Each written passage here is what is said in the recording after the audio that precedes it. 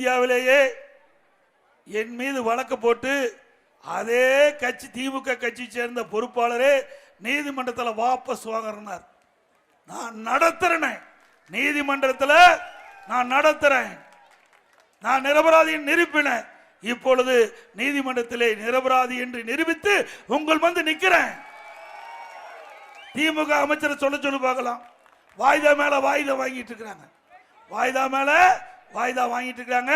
உச்ச நீதிமன்றம் கண்டிக்குது. இப்படிப்பட்ட கட்சியை வச்சுக்கிட்டு எங்களை பத்தி விமர்சனம் செய்வதற்கு என்ன யோகியம் இருக்குது இந்த முதலமைச்சருக்கு? திரு ஸ்டாலின் அவர்களே, உங்களுக்கு இறுதி கட்டம் வந்துவிட்டது, இறுதி கட்டம் வந்துவிட்டது. ஒருவர் கடுமையான நோய் தாக்கப்பட்டு மருத்துவமனையில் சேர்க்கப்பட்ட பிறகு அதுக்கு வெண்டிலேட்டர் வைப்பாங்க. அந்த வெண்டிலேட்டர் ஆக்சிஜன் தான் அவர் வந்து உயிர் பிழைச்சிட்டு இருக்காரு. அப்படி இன்னும் 7 மாசம் தான் இருக்குது. அந்த 7 மாசத்துக்கு பிறகு அப்படி வெண்டிலேட்டர் எடுத்தா அந்த உயிர் போயிருமோ? அப்படி உன்னுடைய ஆட்சி 2026 சட்டமன்ற தேர்தலில் மக்கள் மாற்றி வாக்களிக்கின்ற பொழுது அதிமுக ஆட்சி அமையும் அமையும்.